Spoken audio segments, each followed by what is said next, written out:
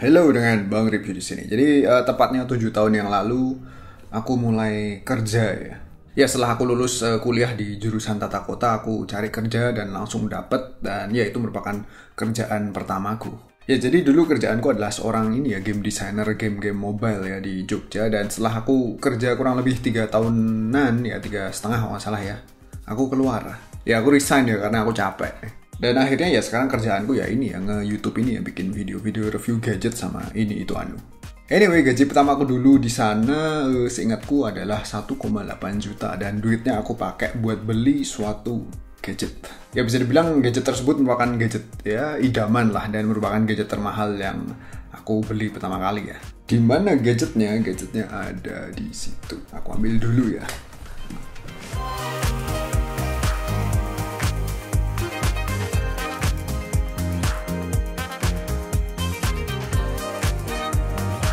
Jadi gadget yang aku beli pakai gaji pertama aku adalah si iPad 2 16GB WiFi only.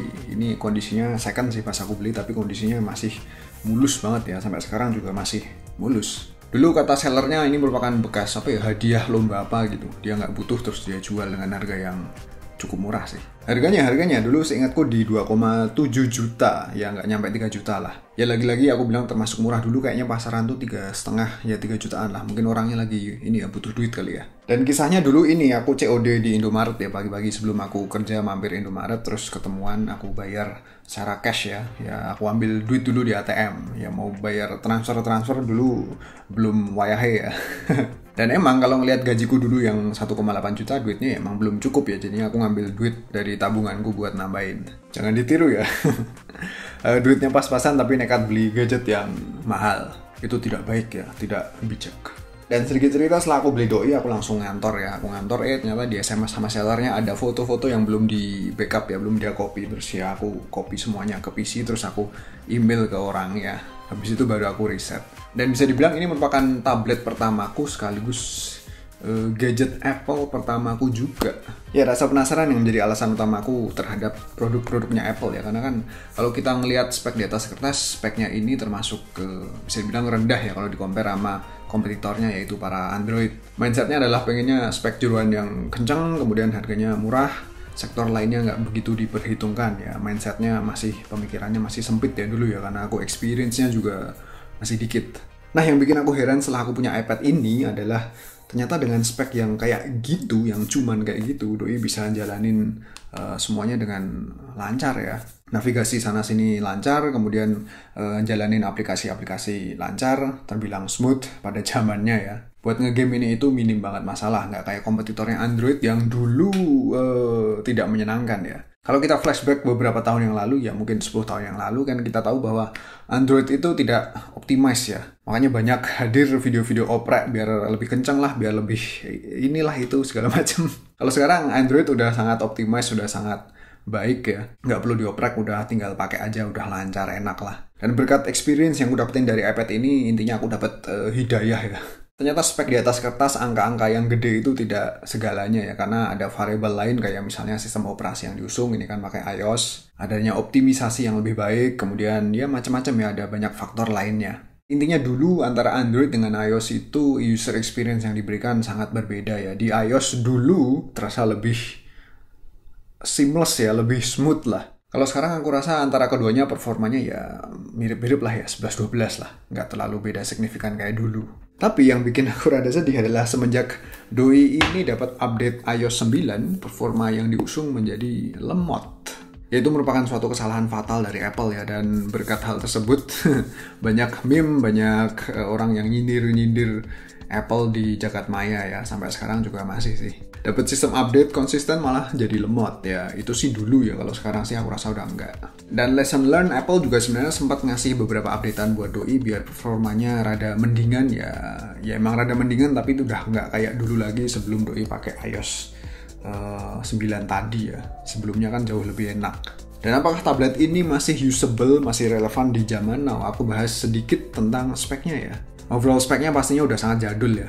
Layarnya 9,7 inch IPS, resolusinya cuma 768x1024 pixel. Di bawahnya HD ini ya. Warnanya wash out ya, tonenya terlalu warm ya. Dulu perasaan nggak terlalu warm deh. Mungkin kan udah berumur kali ya. Ya intinya kualitas layarnya nggak banget lah, pixelnya sangat kelihatan, brightness-nya tidak mumpuni, kemudian viewing angle-nya nggak banget. Dilihat dari sini udah mulai nggak kelihatan. Beda banget dengan teknologi layar zaman now ya. Ini mah kalau dibandingin sama smartphone zaman now, ini layarnya layar kelas sangat-sangat low end ya. Habis itu desain body, ini bezel layar yang tebal, tampak sangat old school, ya kelihatan jadul banget. Tapi patut diakui desainnya ikonik pada zamannya ya. Kalau bagian belakangnya yang full metal, penampakannya masih cakep lah. Ya nggak? Menurutku desain bagian belakangnya masih kompetitif kalau di compare sama tablet zaman now. Dan belakangnya ini full metal ya. Metalnya juga kerasa tebel, nggak kayak iPad sekarang yang metalnya kerasa rada tipisan. Built like a tank ya. Ya secara penampakan paling ini rada kotor aja ya bagian belakangnya ya. Ini aku usap-usap juga nggak mau hilang soalnya.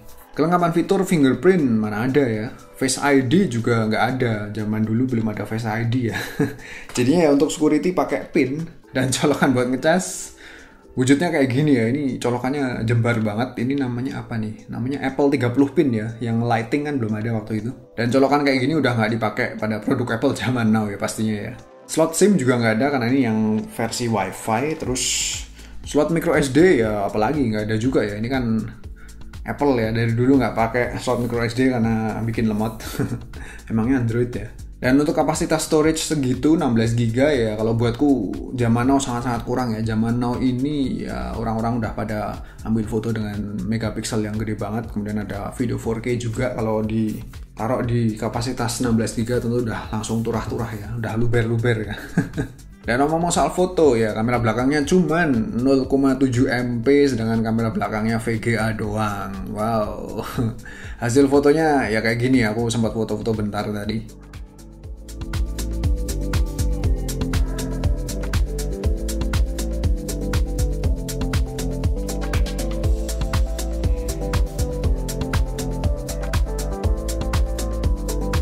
Tes kameranya iPad 2. Baterainya ini cuma 6930 mAh. Wow, body segede ini baterainya cuma segitu. Coba dibandingin sama Galaxy M62 yang waktu itu aku review ya. Baterainya 7000 mAh padahal dimensinya jauh lebih kecil. Itu menandakan bahwa perkembangan teknologi pesat banget ya dalam 10 tahun terakhir ini.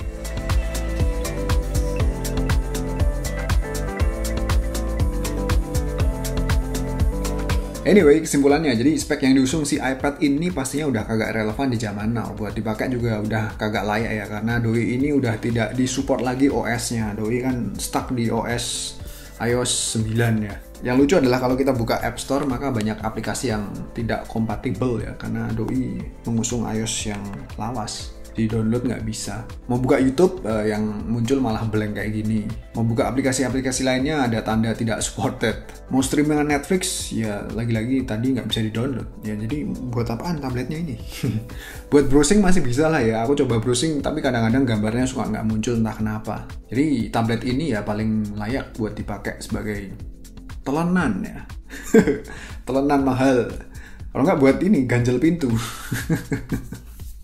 Atau ya buat di museumin aja kali ya.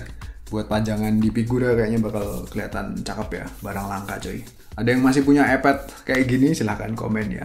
Dan sekarang gantian kalian yang cerita dulu gaji pertama dipakai buat beli apaan. Apakah buat beli gadget, apakah buat hedon, atau mungkin malah disumbangin, silahkan di komen aja.